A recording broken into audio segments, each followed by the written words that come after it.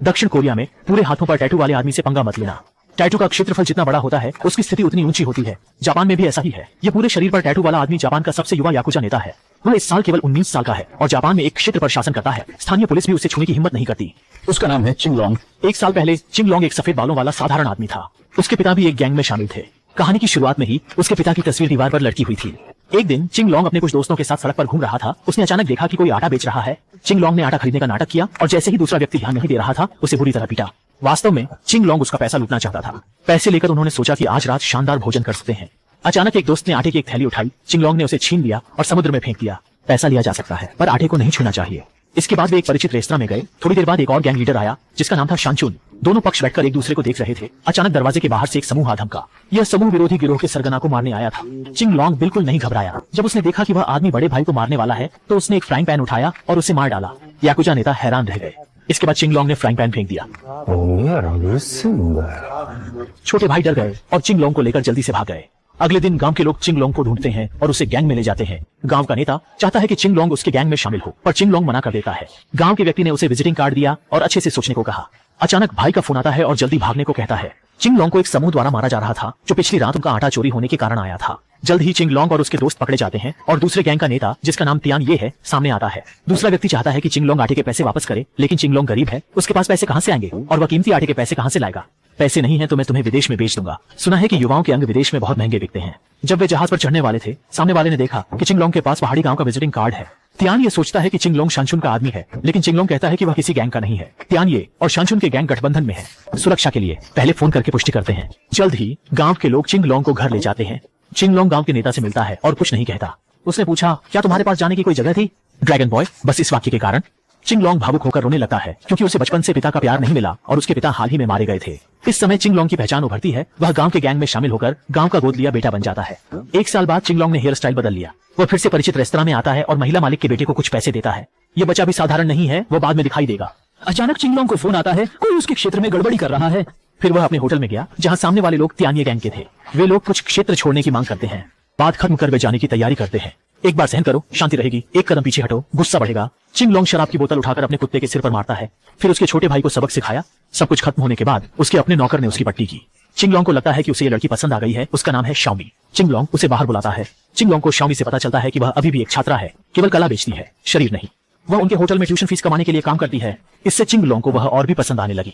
दूसरी तरफ पिछली बार चिंग लोंग द्वारा पीटे गए तियान ये ने शानकुन से कुछ क्षेत्र उसे देने की मांग की, नहीं तो मामला सुलझाना मुश्किल होगा। गांव ने चिंग लोंग के लिए सीधे उनसे दुश्मनी कर ली। लड़ाई करनी है तो आ जाओ। तियान ये का चेहरा गुस्से से हरा हो गया। गैंग के लोगों को आसानी से परेशान मत करना, वे बदला जरूर लेते हैं, चाहे भगवान ही क्यों ना हो। रोक नहीं सकते। एक गैंगस्टर की कार सड़क पर चल रही है। कार में बैठा व्यक्ति स्थानीय गैंग का सरगना है।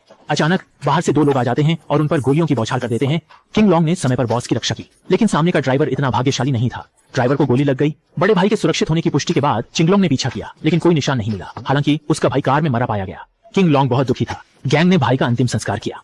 किंग लोंग अस्पताल में था।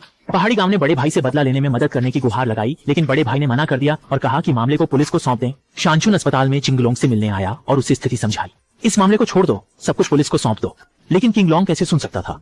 उसने अपने भाई की मदद और बदला लेने के लिए आगे आने की मांग की। बॉस ने फिर भी उसे जाने नहीं दिया। रात को खेतों के लोग बाहर घूमने निकले और एक होटल में पहुंचे। किंग लोंग भी घायल बैर के साथ वहां पहुंचा। जब वह होटल पहुंचा और अपने भाई का बदला लेने वाला था अचानक पीछे से एक व्यक्ति आया और उससे पहले ही दुश्मन को मार डाला। यह व्यक्ति कोई और नहीं बल्कि उनका दूसरा बॉस था। किंग लोंग ने दूसरे बॉस को बचाने के लिए कहा कि वह जल्दी से भाग जाए। किंग लोंग ने कुछ और वार किए और फिर जल्दी से भाग गया। जब तियानिये पहुंचे तो उनके लोग मर चुके थे और हत्यारा गायब था। किंग लोंग शाओमी के घर पहुंचा। शाओमी ने खून के धब्बे साफ करने की कोशिश की लेकिन किंग लोंग के विचार सरल नहीं थे। उसी रात उनके रिश्ते में एक और कदम बढ़ गया। किंग लोंग ने सफलतापूर्वक अपना बीज बोया। दिन में किंग लोंग गैंग में वापस आया। यामामुरा किंग लोंग के काम पर गर्व महसूस कर रहा था लेकिन वह दुखी भी था। अगले ही पल पुलिस भी आ गई। किंग लोंग को ले जाया गया। उसने चुपचाप दूसरे बॉस को देखा और इशारा किया कि वह अपने गैंग और गोद लिए पिता का ख्याल रखे। इसके बाद किंग लोंग की गिरफ्तारी का वीडियो जल्दी ही शेनमा डोंगसी फिल्म के अकाउंट पर ऑनलाइन पोस्ट किया गया। वीडियो ने जापान के हॉट हेडलाइंस में जगह बना ली। शाओमी बहुत दुखी थी। जो लोग किंग लोंग को जानते थे उन्होंने यह दृश्य देखा। इस बार किंग लोंग को जेल में 10 साल से ज्यादा रहना पड़ा। 14 साल बाद किंग लोंग जेल से बाहर आया। दूसरा बॉस चिंग लोंग को लेने आया और घर लौटकर बड़ी दावत की तैयारी की लेकिन बॉस ने सिर्फ एक गिलास शराब पी और चला गया। किंग लोंग को कुछ समझ नहीं आया। भाइयों ने चिंग लोंग को बताया कि बॉस को कैंसर हो गया है और यह अंतिम चरण में है। यह सबसे घातक नहीं है। चिंग लोंग के जेल में 14 साल बाद गिरोह ने भी सुधार का अनुभव किया। कई लोग गैंग से बाहर निकल गए और उनके क्षेत्र को दूसरों ने छीन लिया। किंग लोंग ने फिर पूछा कि वे पैसे कैसे कमा रहे हैं। वे समुद्र में अवैध मछली पकड़ रहे हैं, कुछ छोटी झींगा पकड़कर जीवन यापन कर रहे हैं। काम पर जाने का मन नहीं है, काम करना तो बिल्कुल भी संभव नहीं है। इस जीवन में कभी भी काम नहीं कर सकता, तो बस इसी तरह जीना होगा। किंग लोंग निराश होकर सड़क पर चल रहा था। अचानक पुराने रेस्तरां की मालिकिन ने उसे देखा। मालिकिन किंग लोंग को देखकर बहुत खुश हुई। पुरानी मालिकिन ने कहा कि चिंग लोंग का दोस्त भी उनके रेस्तरां में है। दरवाजा खोलते ही ये व्यक्ति पहले भी गैंग में था, लेकिन अब वह बाहर निकल चुका है और उसकी एक बेटी भी है। इसके बाद किंग लोंग ने बातचीत से जाना कि गैंग से बाहर निकलने वाले लोग सरकारी नियमों के अनुसार 5 साल तक बहुत बुरी स्थिति में रहते हैं, काम नहीं कर सकते, बैंक खाता नहीं होता, बीमा नहीं होता, घर नहीं होता, कुछ भी नहीं होता। 5 साल बाद ही लोग आपको एक सामान्य व्यक्ति के रूप में देखना शुरू करेंगे। खाने पीने के बाद किंग लोंग ने बिल चुकाने की कोशिश की, लेकिन भाई ने जोर देकर कहा कि वह चुकाएगा। किंग लोंग को समझ नहीं आया। इसके बाद भाई ने बिल चुकाने के बाद जल्दी से वहां से चला गया। किंग लोंग ने पूछा क्या हुआ। भाई ने कहा कि अगर किसी ने उसे किंग लोंग के साथ देखा तो लोग उसे अपराधी मानेंगे, इसलिए वह अपनी मुश्किल से मिली नौकरी खो देगा। बात खत्म होते ही वह जैसे भूत देख लिया हो भाग गया। किंग लोंग दुखी होकर बैठ गया। केवल मालिकिन ने उसे सांत्वना दी। वह दुखी होकर यहाँ शराब पी रहा है। बाहर अचानक एक सफेद बालों वाला आदमी आया जो किंग लोंग को अच्छी तरह जानता था, लेकिन किंग लोंग उसे नहीं पहचान पाया। सफेद बालों वाला आदमी बोला, मैं शाओ शुआई हूँ। चिंग लोंग ने जिस बच्चे को पैसे दिए थे वह अब इतना बड़ा हो गया है। आज का छोटा शुआई अब चिंग लोंग जैसा दिखता है। उसकी हेयर स्टाइल भी चिंग लोंग जैसी है। छोटा शुआई ने चिंग लोंग अंकल को समझाया कि उनके पुराने गैंगस्टर तरीके से अब सार्वजनिक स्थानों पर काम नहीं किया जा सकता। इसके बजाय ये क्लब चलाना है। दुकान में आते ही किसी ने परेशानी खड़ी कर दी। छोटा शुआई ने हल्के से बात करके समस्या हल कर दी। छोटे शुआई ने कहा कि वह हमेशा से चिंग लोंग अंकल की प्रशंसा करता है। चिंग लोंग के जेल जाने के बाद छोटा शुआई बड़ा हो गया और हमेशा चिंग लोंग के गैंग के लिए गंदे काम करता रहा। चिंग लोंग ने पूछा कि कौन सी गंदी बातें हैं, लेकिन छोटा शुआई ने नहीं बताया। गैंग में लौटते ही बॉस को फिर अस्पताल में भर्ती होना पड़ा। हर किसी ने 10,000 का योगदान दिया, लेकिन चिंग लोंग ने 1 लाख ले लिए। फिर उसने दूसरे बॉस से पूछा कि वे कौन से गंदे काम कर रहे हैं। उनके गंदे काम में आटा बेचना शामिल था। झींगे पकड़कर वे ज्यादा पैसे नहीं कमा सकते। एक जगह पर पहुंचकर चिंग लोंग ने दूसरे इंचार्ज के साथ लड़ाई शुरू कर दी, लेकिन लड़ाई के बाद भी वे हकीकत के सामने हार गए। चिंग लोंग ने दूसरे बॉस को दोष नहीं दिया, आखिर इंसान को जीना होता है। फिर भाई का फोन आया। चिंग लोंग ने उस महिला को ढूंढ लिया जिसे वह पहले पसंद करता था। जेल से बाहर आकर शाओमी ने अपना नंबर बदल लिया। अब आखिरकार उसे ढूंढ लिया। चिंग लोंग ने बाहर इंतजार करने का फैसला किया जब तक शाओमी की शिफ्ट खत्म नहीं होती। 14 साल बाद दोनों ने आखिरकार एक दूसरे को देखा। फिर शाओमी ने उससे कहा कि हमें अब और नहीं मिलना चाहिए। शाओमी ने कहा कि हमें अब नहीं मिलना चाहिए। चिंग लोंग को यह समझ नहीं आया। शाओमी ने बताया कि उसकी एक बेटी है जो चिंग लोंग की भी बेटी है, लेकिन माँ अपनी बेटी को नहीं बताएगी कि उसके पिता एक गैंगस्टर थे। ये कहकर वह चली गई। जेल जाने के बाद नहीं सोचा था कि चिंग लोंग पर इतना असर होगा।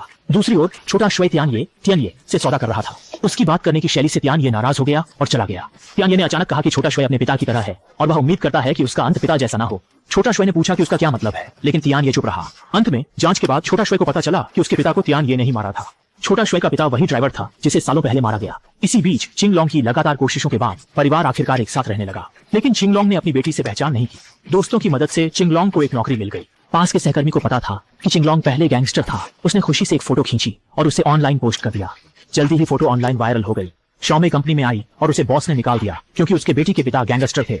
यहाँ एक दोस्त के कारण उसने लापरवाही से फोटो पोस्ट की जिससे दोस्तों ने पीटा। उनके तीनों की नौकरी भी चली गई। ये भाई घर लौटा तो उसकी पत्नी बच्चे को लेकर चली गई। चिंग लोंग घर लौटा और उसकी वजह से शाओमी ने उसे डांटा। चिंग लोंग फिर से अकेला हो गया। वह यहाँ बॉस के पास शराब पीने आया। छोटा शुआई ने चिंग लोंग अंकल को बताया कि उसने अपने पिता के हत्यारे को ढूंढ लिया है। छोटा शुआई बदला चाहता था। चिंग लोंग ने शियाओ शुआई से कहा कि वह अपनी माँ का ख्याल रखे।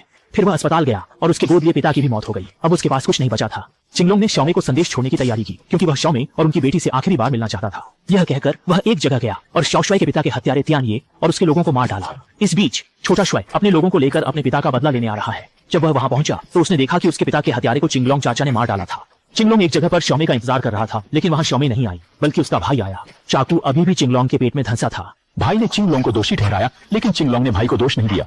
फिर चिंग लोंग गिर गया। चिंग लोंग हमेशा के लिए समुद्र में मर गया। हर साल आज के दिन छोटा शुआई यहाँ आकर चिंग लोंग अंकल को देखता है। चिंग लोंग की बेटी भी आई। बेटी अपने पिता की पृष्ठभूमि जानना चाहती थी, इसलिए शाओ शुआई ने उसे समझाया। फिल्म यही खत्म होती है। अंत में शेंगे ने कहा, जो भी गलत करता है उससे उसका फल भुगतना पड़ता है। यह फिल्म अगली पीढ़ी को सिखाना चाहती है कि हमें अपने कर्मों का हिसाब देना पड़ता है।